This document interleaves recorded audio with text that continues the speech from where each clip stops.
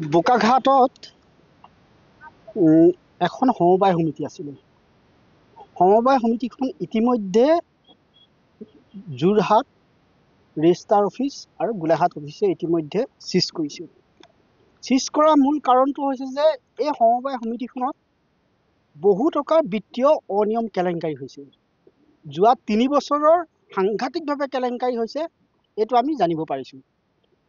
ইতিমধ্যে আমি বিভাগীয় কৰ্তৃপক্ষৰ লগতো কথা পাতিছিলোঁ। তেখেতলোকেও কৈছে যে যোৱা 3 বছৰত বহুত বিত্তীয় কেলেংকাৰী হৈছে আৰু এই সমবায় সমিতিখন ইতিমধ্যে চিলো কৰিছে।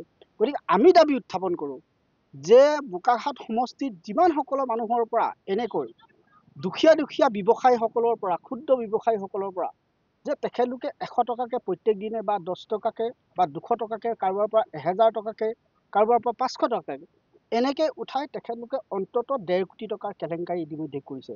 আৰু এই কেলেংকাৰী কৰাৰ পিছত অফিচটো যেতিয়া সমবায় বিভাগে তলা ওলমাই দিলে, তাৰপিছতে গ্ৰাহকৰ মাজত হাহাকাৰ সৃষ্টি হৈছে। তেখেতলোকে এতিয়া টকা ঘূৰাই পাবনে নাপায় এই সন্দেহ হৈছে। আমি দাবী উত্থাপন কৰিব খোজোঁ যে মহকুমাধীশ মহোদয়ে অতি সোনকালে ইয়াৰ ওপৰত উচিত তদন্ত কৰিব লাগে। তদন্ত কৰি বিভাগীয় কৰ্তৃপক্ষৰ লগত কথা পাতি এই সকলো মানুহক পুনৰ টকাখিনি ঘূৰাই দিবৰ কাৰণে আমি দাবী উত্থাপন কৰিছোঁ। জমা টকাখিনি যিখিনি আঁচনিৰ মতে তেওঁবিলাকে হোৱাত আৰু কেতিয়াও আত্মসাৎ কৰিছে। হয়, তেওঁ কৈছে যে মই ৰাইজৰ ঘৰত লুকাইহে আছোঁ। নহয়, তেখেতে ইমান এটা বিত্তীয় কেলেংকাৰী কৰিছে, 3 বছৰৰ কেলেংকাৰী কৰিছে বুলি মই গম পাওঁ, মই যিমান দূৰ জানো। গতিকে ইমান বহু কোটি টকা কেলেংকাৰী কৰিছে আৰু কেলেংকাৰী কৰি হয়তো পইচাটো ক'ৰবাত ইনভেষ্ট কৰিছিলে, পইচাটো মাৰা খাই গ'ল।